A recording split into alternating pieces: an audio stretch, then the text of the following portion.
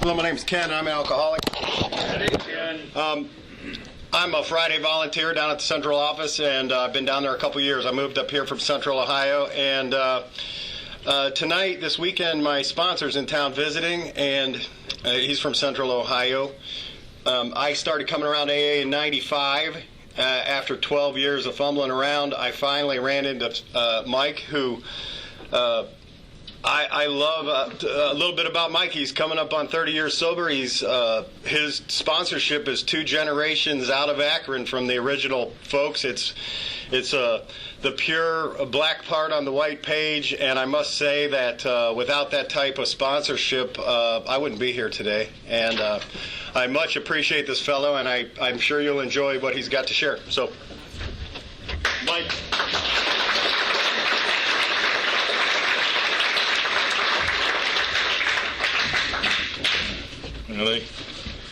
Only in Alcoholics Anonymous do you get applause for being a drunk. It's kind of odd. Things change, don't they? First thing I want to do is find a flat place before I throw this on myself. First thing I want to do is thank the group for allowing me to come and share recovery. I'm here to, like the big book directs me, to share with you what I was like, what happened, and what I'm like now. My job is not to be entertainment. My job is to bring hope to a person who has not had hope. That's what we do here. That's what leads are for. I don't know if you know that, but that's what they're for. The intention was is to a person can come here and hear a message of hope, and then maybe relate and be able to stay here. My particular situation, let me just get through the housekeeping part of this deal, is, well, Kenny told you I'm 29 years sober, today or tomorrow, 29 years.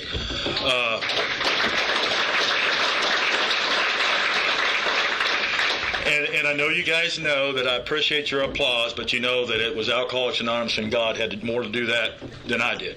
As a matter of fact, if I had to include my sobriety, I don't know if I'd be here if it depended on me. I was smart enough that I had my ass kicked and I was willing to do whatever they told me to do. My name is Mike Conley. I'm a recovered alcoholic. I have a home group. My home group is the Common Solution Group of Alcoholics Anonymous. We are in Columbus, Ohio. I'm sure you know where that is.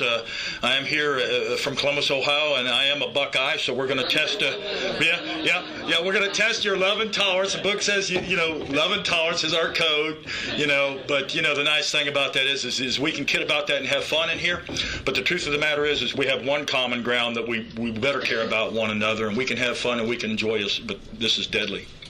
This is deadly. And so I have a sponsor. My sponsor is 44 years sober. Love Alcoholics Anonymous.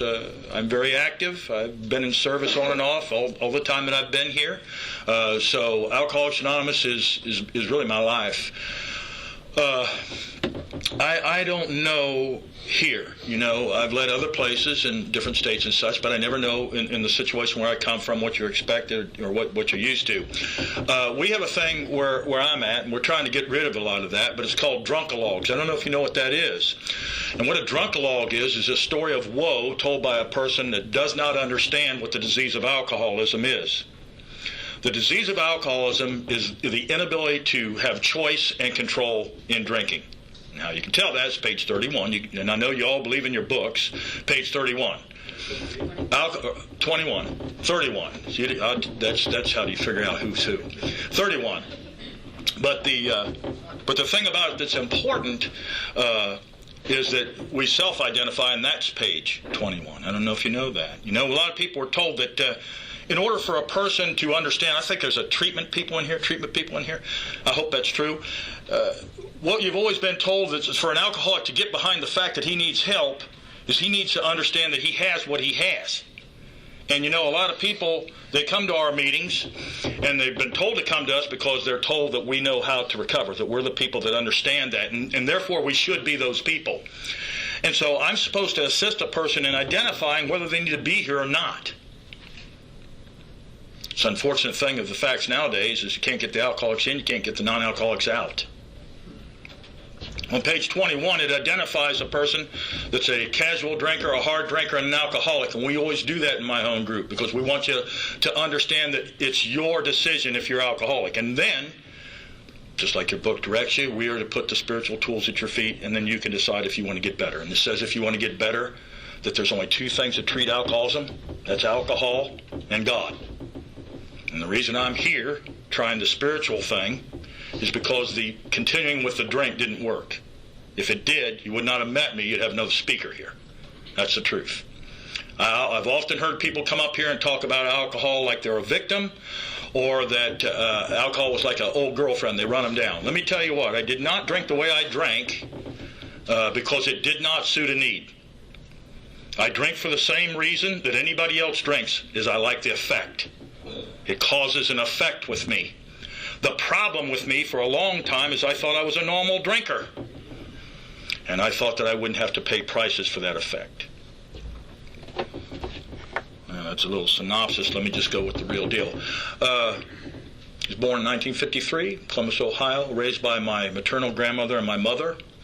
I knew what it was to be poor. I was one of those kind of people, maybe you know somebody like me. I didn't know I was poor until other people told me I was poor, because in that home there was a lot of love and a lot of stuff. But we didn't have much, but we didn't know we needed much. You know what I mean? You're happy when you have what you need, not when you what you want. But anyway, so the difference for me was I have the genetic disease of alcoholism in my family, and that means I was raised in alcoholism.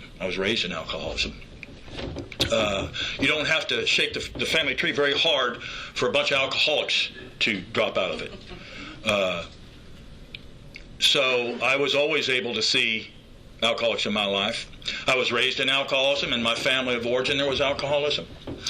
And so I don't know about anybody else, but I know for me that caused some immediate differences immediately.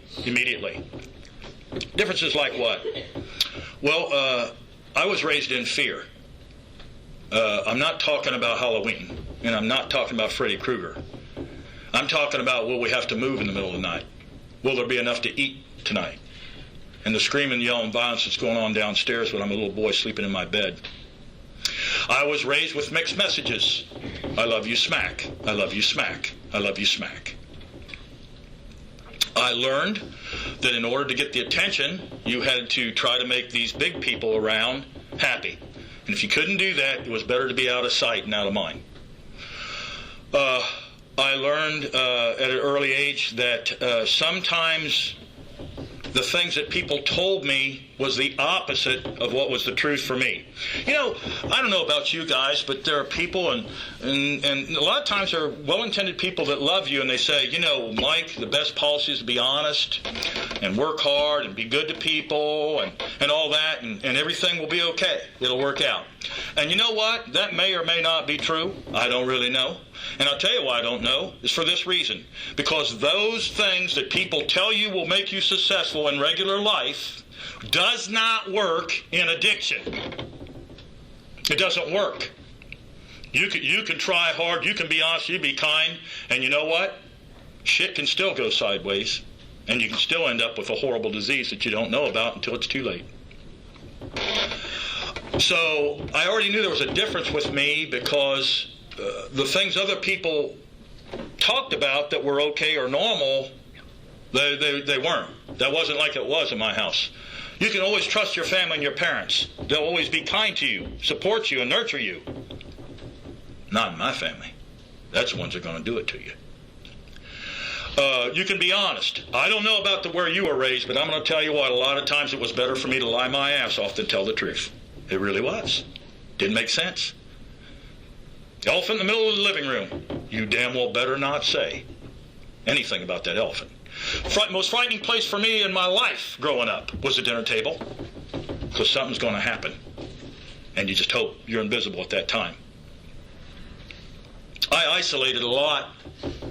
I would have to say that my first escape of choice was to isolate myself and read books, fantasy books. Maybe you know why already, and maybe you don't. Because when I isolated myself, I could get away from the things that might hurt me. And when I read those books, I could be somebody else, someplace else, where things were different and people were kind.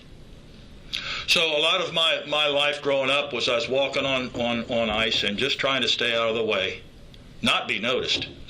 I also learned people-pleasing there a lot. My opinion is your opinion, Because I also learned in there children should be seen and not heard. Do what I say, not what I do. Right? I brought you in. I can take you out and make another one. It doesn't leave a whole lot of room about how much value you have with the people that love you, supposedly, right? None. So, I don't feel good about me. I'm frightened all the time. Anybody ever heard of anxiety? I tell you what, I had to, like a lot of folks, I had to come here to understand what some things meant, but then it was like reading the big book, I'm like, who knew that it was me? Anxiety is where you just really don't know what's going to happen, and for me, that's the way it always was. Nothing. I go to school on Monday. I get a C on my report card, and I get the Dutch uncle talk. You should apply yourself. You're smarter than that. Why don't you try harder? That would be on Monday. Wednesday, I come home with a C on my report card. I don't get dinner. I get locked in a closet. There's never any way of understanding what is it to be okay. How do you fly under the radar? How is everything going to be okay? And I was a neurotic mess. And if you read your big book, you can probably find out that before my active drinking started, any family of an alcoholic is going to be neurotic. No shit, right? No shit. A lot of crazy. No answers. Real scary. Afraid of everything. Don't measure up. Don't like you, don't like me, don't like life. I always believed that everybody seemed to have this book on life that I didn't have. And the reason I didn't understand that until I came here was I was always comparing my insides to your outsides, and everybody I found out was just like me, that actor in the book. I'm okay, I'm fine, don't need your help, thanks a lot. I'm dying. But it's much more important to me. Listen to this. It's much more important to me that you like me or think I'm okay than me survive. How freaking distorted is that? And let me tell you something about something I don't like. This will be the first thing. Please, if you've ever heard this, and I assume I'm talking about alcoholics, this open meeting, so maybe not. You ever heard that saying, when an alcoholic's lips move, they're probably lying? Don't say that around me. That is a horrible, disrespectful thing to say, along with denial. Nowhere in my book does it say a damn thing about denial. I know that's great treatment center shit, but if you come to AA from a treatment center, it'll take us about 60 days to get that out of your system so we can get you to recover, because they're going to tell you some shit that will really kill you. There's not denial. You read the book, though, I'll tell you what there is there, and it's what I suffered from, and more than likely what most people I talk to suffer from, and that's called delusion. And I got myself into a place where I drank so much, and I lied so much, and I lived that life so much that I could not differentiate the truth from the real, the false from the real. I didn't know. I'm out of my freaking mind. And of course, why wouldn't I be? Because by the time I got to you, I'm using a powerful drug 24/7 all day for decades. You expect me to be rational? If I ate Hershey bars that way, I would need a lot of help, right?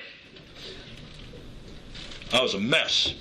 I came out of that house and I did what everybody does, tried to get along, go along, and you know what? Nothing changed. Nothing changed. Nothing changes till I change. And I tried to fit in. I tried to fake it till you make it, all that shit. Try that fake it till you make it in here. Try that. You'll definitely get dragged down by the hounds of hell. Fake it till you make it. Where did that shit come from? And I'm not okay. I'm afraid all the time. I'm just trying to get along, and I'm not doing very well.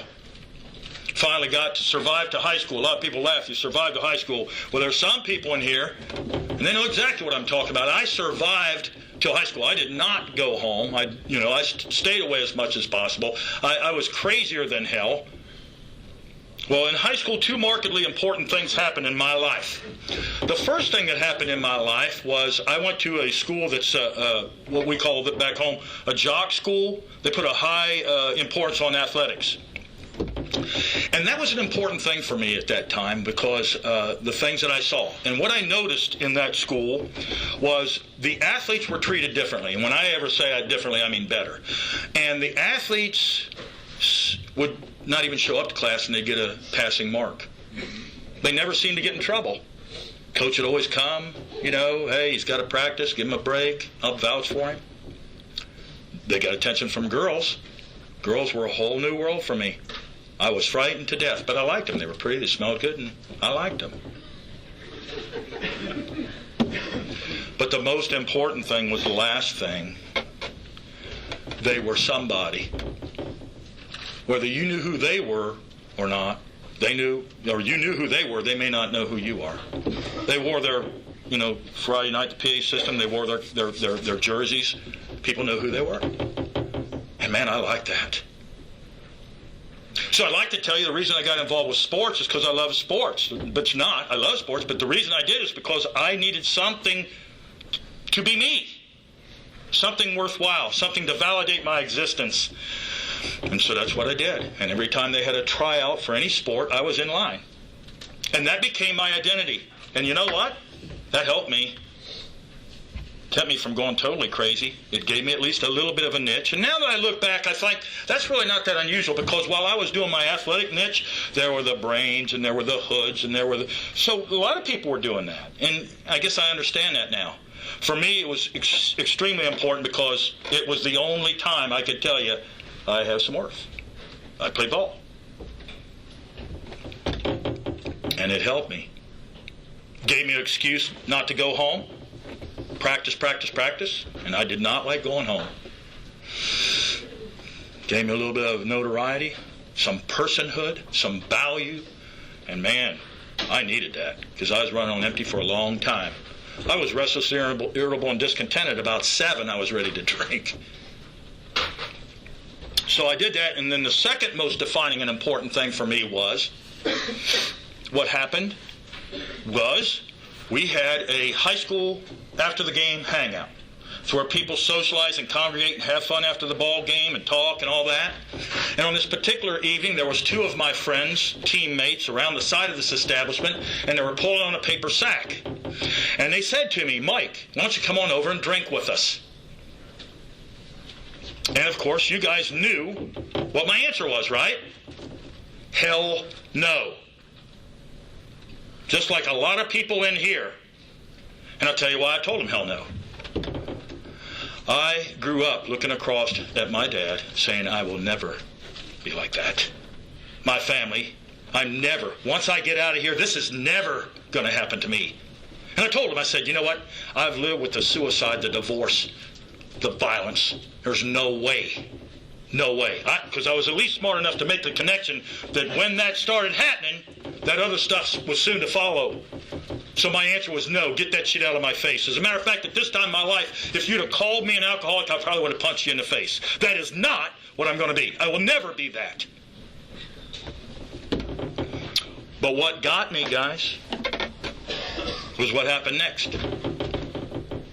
They said, what's the matter? Are you a sissy? Mama's boy? Too good to drink with us? I got nothing, guys. I don't stand up for myself. My opinion's your opinion. It is critically important for me to exist that you like me. Boy, how messed up is that? So I took a drink. I don't even remember what it was. It had to be some kind of rot gut. I mean, think about it, high school, And what happened to me is what happened to the people in this room who are true alcoholics. What happened to me was I had a reaction, an abnormal reaction to that drink. Abnormal.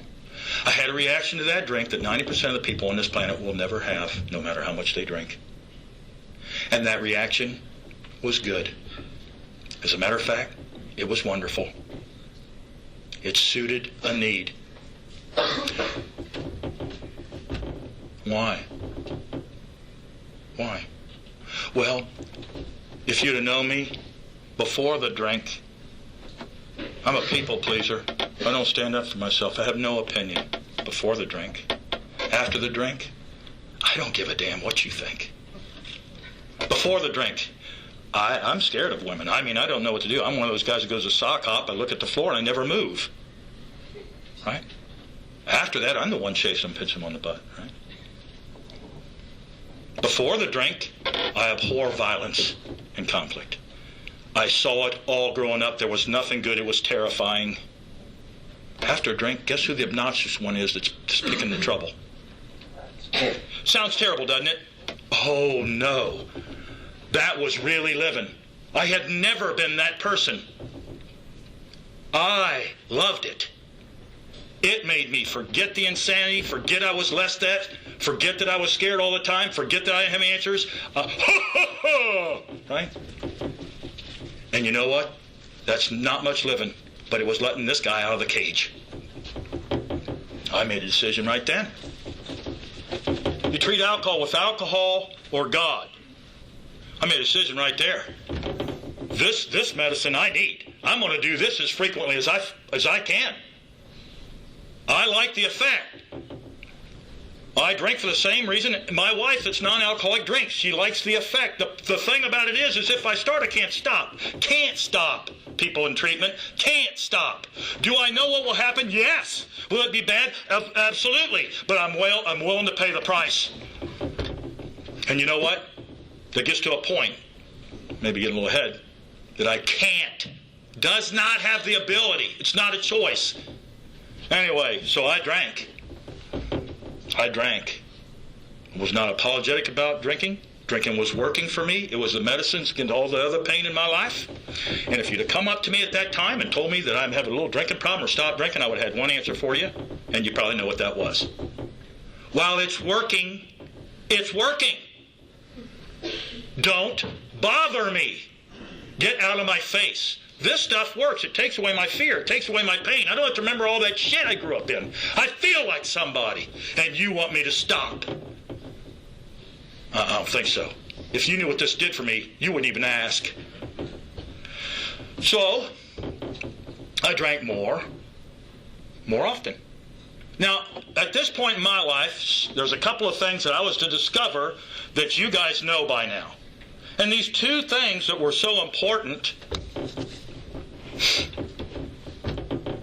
were what brought me here. The first thing for me was in my drinking, there's a thing called addiction. And you know, we know how to handle addiction in my house. You know what you do? You get tough. Be a man. Gut it out. Come on. You can't let that get you, right? Let me tell you what, if anybody's of that school, that shit don't work. Good luck with that. An addiction is simply something that we all know now, and I didn't know then. And what that means is there's a thing in human beings that if they use addictively, compulsively, they will need to use more often. That's why heroin addicts die. I don't know if you know that. Because eventually they have to use more and more often, and they get too much.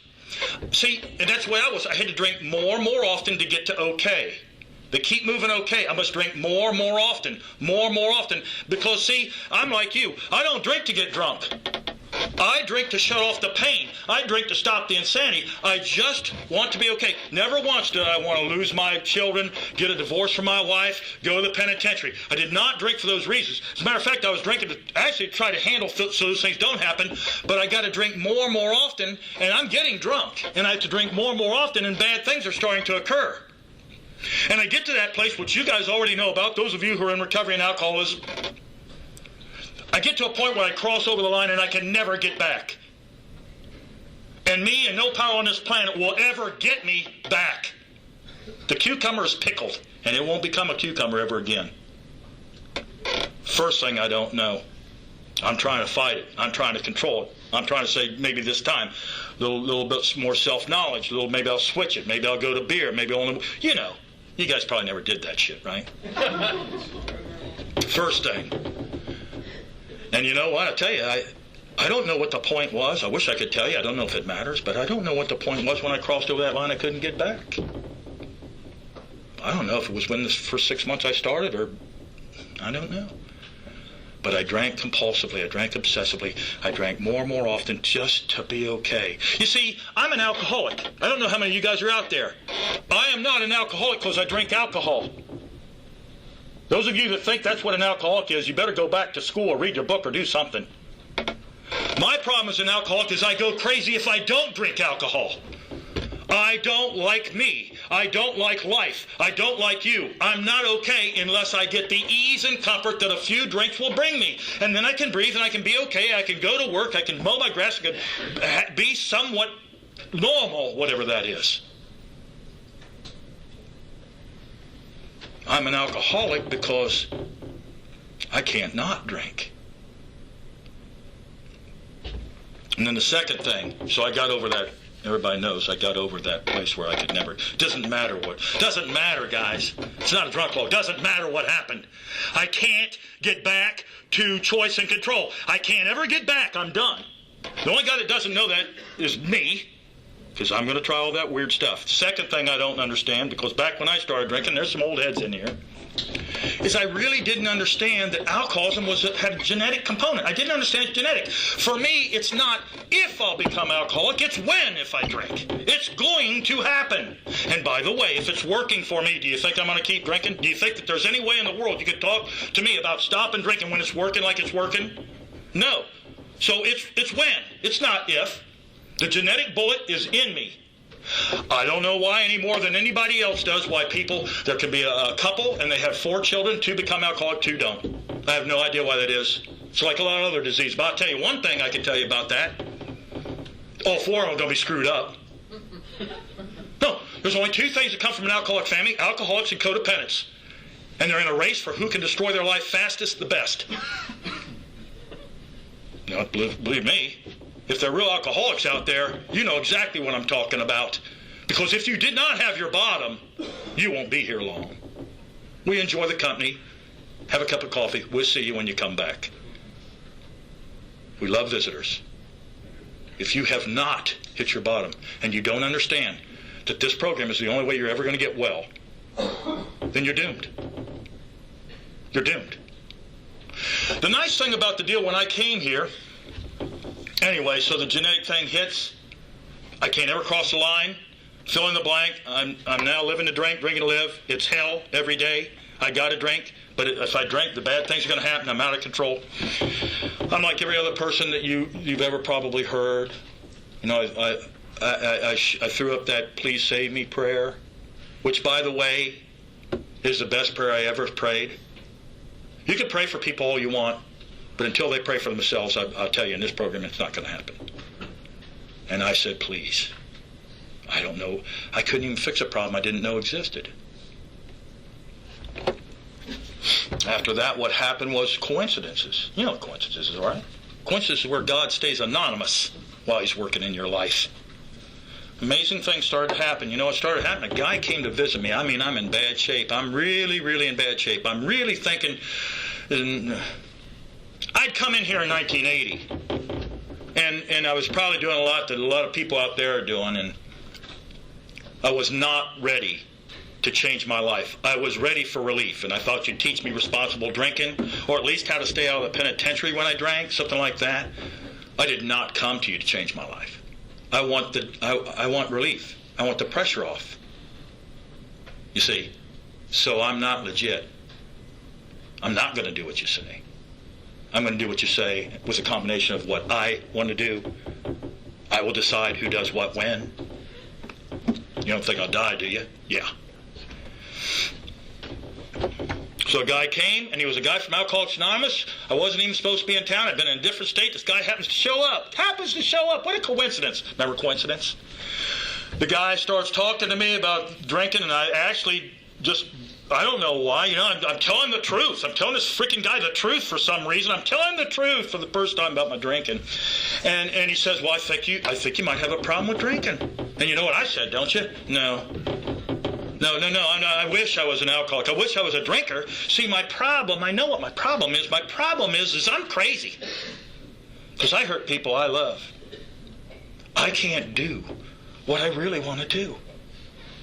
I'm crazy. I could even pull out from my experience things that would show you I'm crazy. And if I'm not crazy, then I'm what my family warned me about, and that's being basically evil. They said there are some people out there, and they're just bad. They're just evil, and they ain't never going to get good. Again, I can prove to you that maybe I'm evil. Because I do shit that I wasn't raised to do. I do shit that I don't even believe in. I'm either crazy or I'm just evil at the core. And he said, just like you guys would have told me, he said, well, maybe that's all true, but let's work on your drinking and see if anything changes. Thank God. You know, thank God he was a sober member of Alcoholics Anonymous. It's always hard for me to tell that story because that's the man that brought me hope. And he died drunk.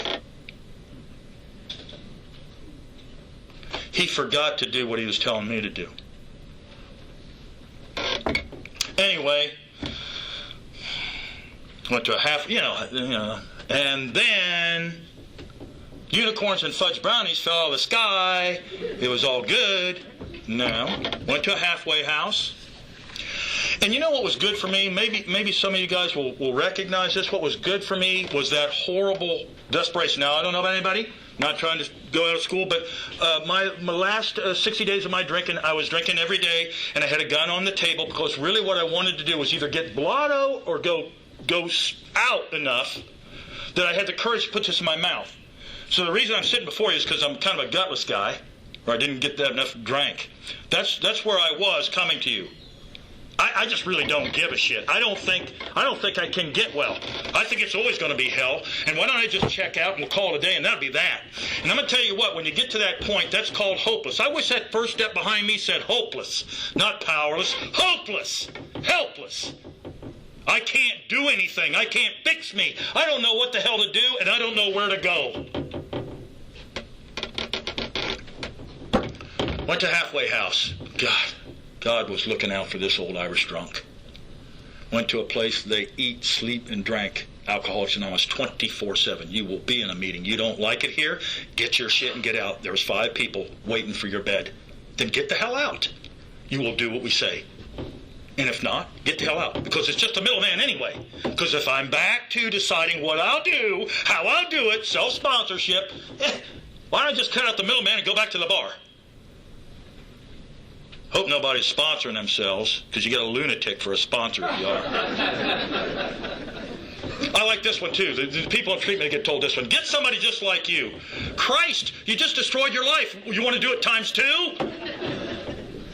Get somebody you don't particularly, get somebody that's aware in this program, knows how to do this program that you don't particularly like.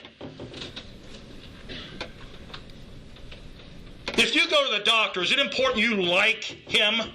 I don't think so. I don't think so. I think what you're going to do is if you got a heart problem, you're going to say, who's the best doctor out there? And you're going to listen to what he damn well says. It doesn't matter to you if you like him, right? Right. Because if you listen to that guy, who's the best guy to give you that suggestion, you'll live. This is a suggested program, right? Suggested program? Really? Yeah, suggested like opening your parachute. Suggestions. You know we changed that? It was directions. It was directions. We know how you can get better. Do what we say. Now, suggestions implies that you get the final word. God help you if you have the final word. Your final word got you drunk. The book says, until you have reached the spiritual change that it talks about in releasing you, every time that alcohol, you start thinking about it, you will drink. You have no defense against the first drink. And you think that defense is going to be you figuring out a new way you're going to handle things? Good luck. We'll see you again. We love visitors. I'll buy you your coffee when you come back. I was in there. I went to meetings every night. You will do steps. You will read the big book. You will do this stuff. And I did. No better, no worse than any place else. What was the difference? The student was different. It was the place for me, maybe some of you will understand this, the desperation, total abject fear, switched to willing. If you haven't had this, you need to have this. I'm terrified, I'm running from it, I don't know what to do, to the point that I understand, I get a little hope splashed on me. There's old heads in here that are not only sober, but they're happy. I like to have some of that, and so I'm willing to listen to what you say. Desperation becomes willing. And I will do what I need to do. And you know what? It's really hard, really hard. I'm so sick of that shit. This is the answer. This isn't the punishment. Jesus. Everybody here know what Betty Crocker makes? She makes cake mixes, right? The reason Betty Crocker makes cake mixes is because people really like Betty Crocker cakes. And if you go to the grocery and you see the picture, Betty Crocker says this. If you want this picture, do these directions exactly as I've laid them out, and no matter what your specifics are, you'll get the cake. Doesn't matter if you're white, black, what religion, how old, how much money you got. If you I've laid it out. It works. If you just do these directions, as I said. But you know what? The spiritual rule of Betty Crocker is, try changing one and see what happens. I'll guarantee you won't get that tasty cake. You get a black piece of whatever. It's true, isn't it? This is Betty Crocker. Would you like the cake? The cake, you know, the reason you like the cake was, you ever see those? We market through vision. That's why the pretty girls are on every commercial in the world, right? No, but think about it. The cake, it's chocolate cake. It's that icing. It's got that flip on it. You can almost taste it. Yeah, man, I want that cake. That cake is looking good. Do the damn directions. It's guaranteed. And by the way, if you got a big book, this is guaranteed. Guaranteed.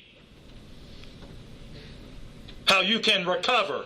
Those of you recovering, when you say that, there's only one thing you're saying to me. You are still in the attempts of working your first 12 steps the first time.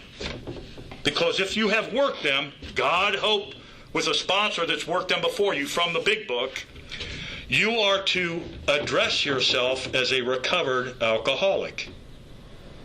That's a direction from the book. You have recovered. Now, I always get people, they always want to challenge that. I don't know why. Some people get this treatment shit and they're like, they become these lockstep people that, well, what do you mean? What do you mean? I'm going to say, look, let's try to put this to bed once and for all. If I break my arm, it is broken. I will go to the doctor. He will set my arm. He will put a cast on it. In 6 weeks, if everything's okay, he will take the cast off my arm and say, Mike, your arm is as good as it will ever be. If you come up to me 2 years later on the street and say, how's that broken arm? I'm going to say, what are you, freaking crazy? That was 2 years ago. The doctor said I was as good as I was ever going to be. But what it doesn't say is, that doesn't mean I can't break it again. While I'm here with you, doing what I'm supposed to do, I am recovered. And I better be recovered too, because it says that I have been endowed by God, if I've done this work, to help others to do it. And I can avert suffering and death for them if they'll just listen. Or they can get somebody they identify with that they like that doesn't have the beer off their breath and they can listen to them. There are a lot of people in here sponsoring, should not be sponsoring. Need a sponsor, as far as I'm concerned. Especially those people who are playing games in our meeting, who are in our meetings of Alcoholics Anonymous, who are not alcoholics. There's a lot of people in our meetings that aren't alcoholics, you know that? It's scary. Want to date. Social losers. Need to be listened to. And we don't have AA police.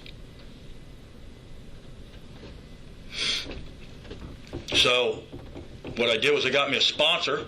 When I met my sponsor, my first sponsor, I come from the old school. What separates you from a sponsor is one of you die. And if ever the relationship is ended, other than that, it will be the fault of the man sponsored. Why would that be, Mike? Because the man or woman, as the case might be, that loved you, that took you when you were a piece of shit, didn't understand anything, held your hand, bought you coffee, listened to your bullshit, all of a sudden he's not listening, he's not agreeing with you, he's not the right guy. No, I'm going to tell you which guy changed. It ain't that guy that loved you when you needed him terrible. It's now you're too big. You get the smarts, you're over it. Arrogance. My problem, arrogance. Selfishness is the root of my problem. I want to be the king. And there's already a king. I don't need no help. Yeah, I desperately need your help. You know why steps work for me? Maybe the same reason they work for you. Maybe you haven't thought about this. I don't know what they do here. I'll tell you why they work. These steps are spiritual directions that cannot fail. And the reason they cannot fail is they're absolutely the opposite of what my personality is. When I came to you, I would prove to you that I'm not powerless and I can manage this.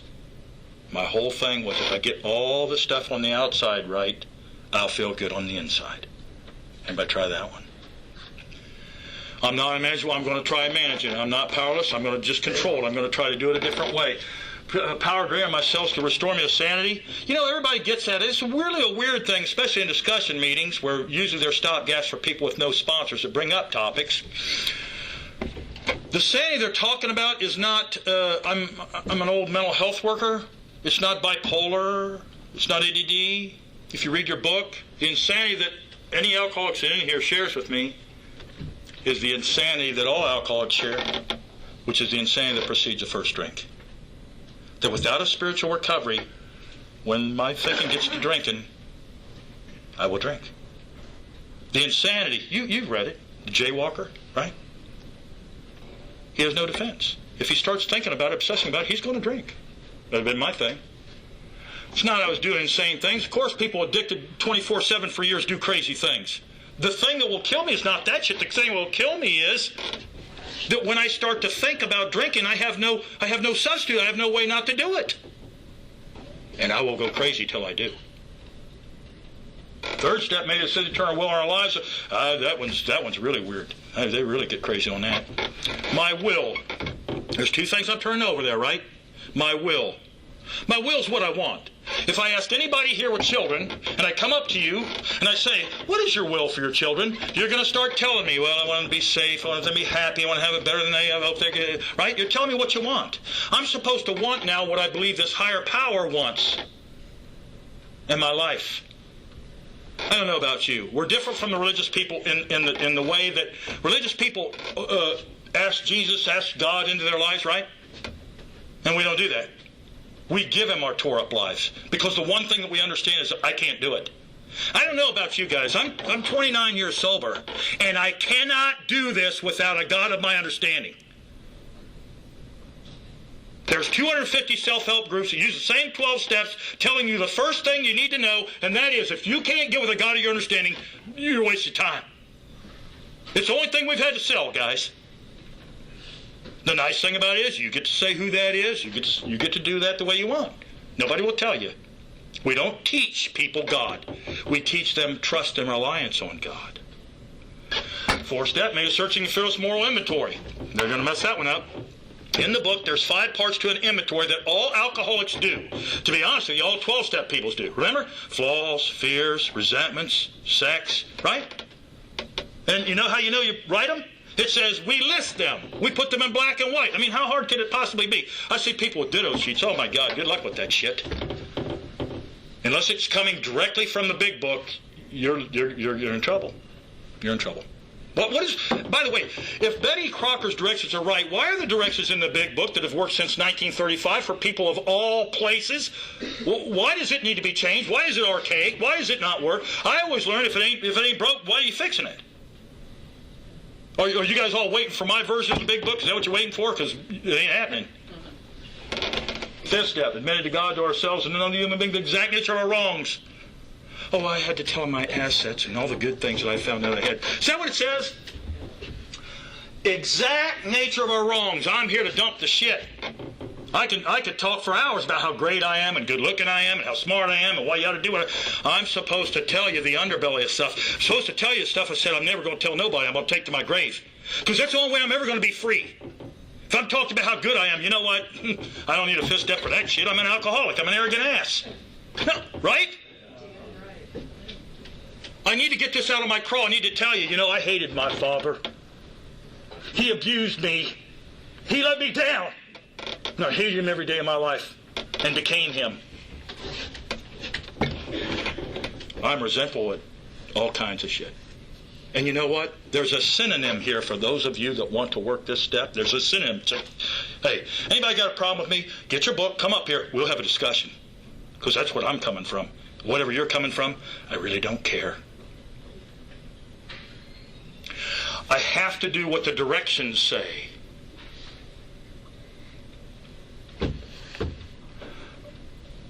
Six, we're entirely ready to have.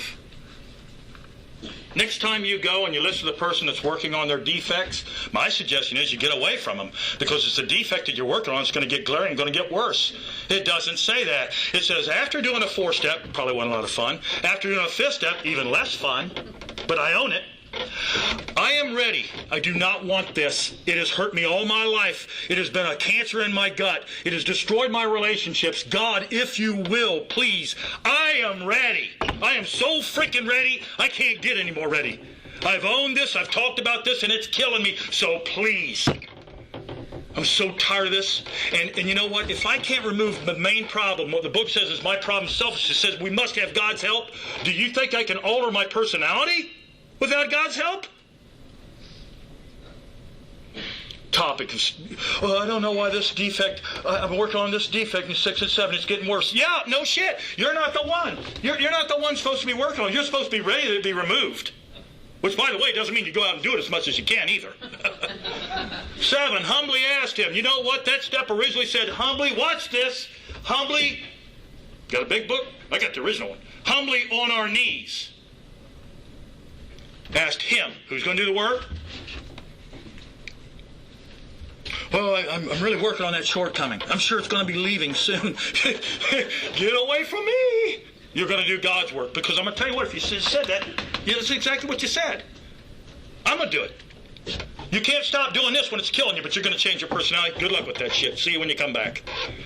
8, made a list of all persons we had harmed, became willing to make amends to them all. Made a list. You know, if you read a big book, it says what, by the time you get to that thing, the list's already been made. How hard is it? The first half of that step is over. It says, we had our list when we did our inventory. That might be a clue. I think what people really have a problem with in recovery is 5th grade English. I don't think they know how to read or understand words. Easiest way, if somebody new in here, easiest way to work the steps, get a sponsor, but look at the verbs. In my 5th grade, it said verbs show action, the action that we're to take.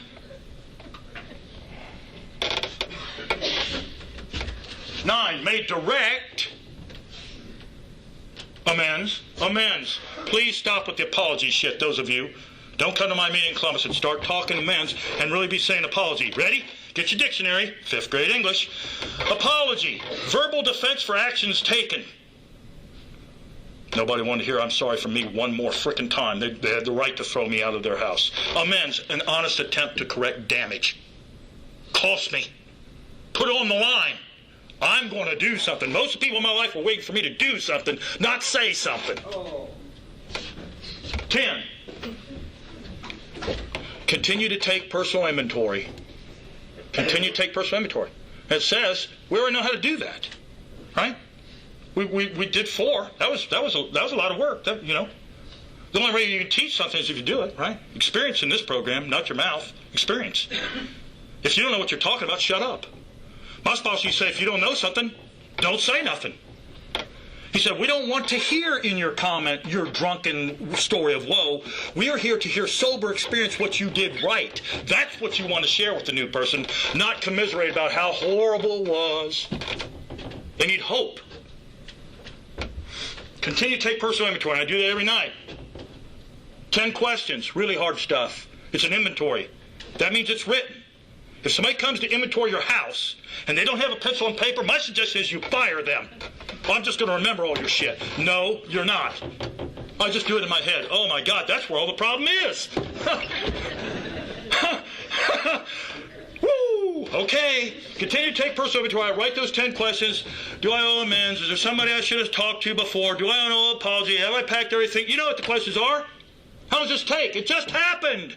That day. Why do we do it that night? Before retiring. That's your hint. Before retiring, I do the 10-step. Why? Because tomorrow I'm going to have some work to do. If I insulted you, I need to make an apology. If I kept something in my crawl that I should have talked about, I better be finding my sponsor. Well, I don't know what to do. Well, if you did your 10-step, you'll know a lot of things you should do. Better. The only way the 10-step work is if you find red ink. If you're all great, you're probably ready for a drink. If there's nothing to write on your inventory and you are perfect, well, good luck. 11, sought through prayer and meditation to improve our conscious contact with God as we are. That's a lot of words. But that's true. It is true. You know, most ladies in here know what the formula is for a healthy relationship. They really do. That's why us guys are so terrible at it. It's communication. Women will tell you it's communication. If you ever watch a woman talking on the phone, you better believe it's communication, right? And they talk to people, and they listen. And their relationship grows. As a matter of fact, the depth of your conversation a lot of times is with your intimates, right? You share deeper things. And if I want a relationship with God, I've got to talk prayer, and I got to shut up and be still. Doesn't mean he's always going to get in touch. But I can at least be reverent enough to listen. Praying only. Now, that's really difficult because all of you guys have been told you pray 63 different frickin' prayers. Gee, many Christmas, if you're at this stage praying only for knowledge of his will for you and the power to get, why? Because you got everything else. If I invite you to the buffet, and I say, only eat the fried chicken and the cheesecake. Do you know what that means? It means don't eat everything else. Just eat that. Only.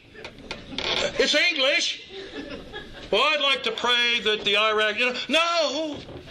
I like that Grandma gets a new set of teeth. No. How can I serve you, Lord? Give me the strength. Put him in front of me. Make me ready. Because I don't know what you guys think God's will is for you. Maybe it's CEO, president, I don't know. My job, what my book says, is I must be ready to serve the next suffering alcoholic and to give him a message of hope. The message I received. I am responsible for the message I received, not my frickin' opinion. The spiritual tools I will lay down in his, just like what worked for me. And why would I add anything or detract from that if it worked for me? Last one. That's what I was just talking about. Having had a spiritual awakening. Do you understand what that means? Had words? It means when you get to this point, it's already done. God has got in touch. Your God has got in touch with you somehow. That's what it says. Having had. Something happened. And it was a spiritual awakening. And you cannot have a spiritual experience until you first wake up. I can't have an experience in the day until I wake up. I wake up, I can have an experience. A spiritual awakening as a result of what? Going to meetings. Meeting makers make it. No, they die. As a result of being a nice guy, being a people pleaser in our rooms. Right? No, as a result of working the steps. Betty Crocker, this will happen if you do this. We try to carry the message to alcoholics, and my suggestion is you do it the first way, others. There's a lot of people need hope, support, a kind ear. There is. Let's not just make it alcoholics. That's our first work, but you know what? There's a lot of people who are destroyed, and if you read your book, From the Disease of Alcoholism, it says very clearly you're not supposed to avoid their families, their wife or children. Offer them our program. And by God, if you're not in Al-Anon, I feel sorry for you, but if you're not, you can at least drive them there. If you get out of your selfish plans, you can serve somebody. And to practice these principles in all our affairs. You can't practice principles, you don't know what the principles are. The principle of inventory, the principle of service, the principle of praying. These are principles, spiritual principles that cannot fail. Bringing about a psychic change that now I can recover. That's what I did. That's why I'm here.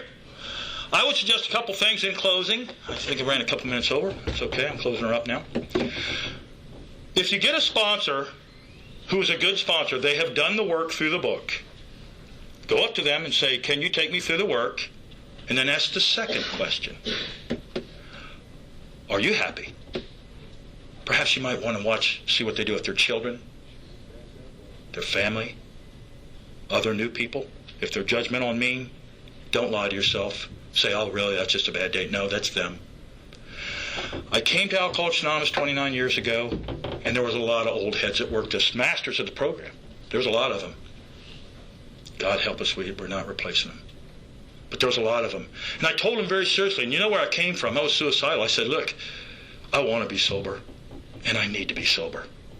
But I must tell you, if your way of life does not include happy, then you can stick it. I cannot be dry one more moment. I've done the dry thing. I'll kill people. That's not okay for me. And they said, it's okay. If you do what we tell you to do, you get both. And I'm here to tell you, if you do what they do, you get what they get. And the men that I was around, I was honored to share tables with them. My greatest hope is that I can in some way be something like the men that took so much time and effort to help me save my life. They were servants of God. They cared about people. Their relationships were restored. Their kids loved them. They were honest in word, thought, and deed. And I want to be just like them. And part of this, I don't like to lead. Matter of fact, I really don't like to lead. I don't. You know, I've never been comfortable with it. Well, why do you do it? Because I'm so great at it now. Because I was told to. Betty Crocker. It is my hope and my only hope to not get any attention for myself, but that my prayer be answered by my God, and that is that one human being in here may not have to suffer or struggle or get suicidal about the disease of alcoholism. That they know that when they're ready, we're ready. God is ready, and we have a program that works. That's the least we can do for them. The least we can do for them is what we were offered. So I keep my fingers off of it. I show them the book, and I'm willing to help in a moment's notice. I'm not willing to lie. I'm not willing to pull punches, because you know this is a deadly disease, and people suffer till they die, and they die ugly and alone. I'll shut up when I say this. I usually read something, but I went over. I've got a charge. I got a challenge for those of you who are my peers. And those of you sitting out there, you know who you are. And those of you that aren't, you know who you are too. And that is that I want you to try to be the kind of person that your dog thinks you are. Really. Be that person. Tirelessly carrying the message of hope. Going to the most sordid places in the world if we can be of service. Love and tolerance is our code. We must show people. The old timers, the people I love, they didn't talk a lot of shit. They modeled what a real sober man who loves God do. Thank God. I can get a shot. Don't tell me with the words. I ain't that bright. Show me, I might get it. The reason that God will not cure alcoholism in our lifetime, and I believe any other, is that He has you. And if you are my peers, you know what that means. If you're on your job, if it's on your watch, He won't need to cure alcoholism because He has given you the answer. He has relieved you and given you the answer. And so my challenge for you is be that person. Be the answer to the disease of alcoholism. Don't get so busy, so self-indulgent that others die. When we know that there's a solution for them, if we'll just do it. You don't have to be liked and you don't have to kiss babies. You just have to be willing to get out of yourself and save another human being's life. And we're not asking you to be magical. Just share what you've got. Oh, and if you don't got it, please shut up. I'm thankful to have this opportunity. I'm sorry I ran over. I'm going to stick around. Not so you can say nice things, but in case you want to take subject with anything, I'm not running. But I appreciate this opportunity. It is not my intention to be controversial or hurt anybody. It is my hope, though, that my peers get charged up and all excited again, but we might do those things that God has equipped us to do. I love you. I really do. I may not like you. You may not like me, but I love you. I pass.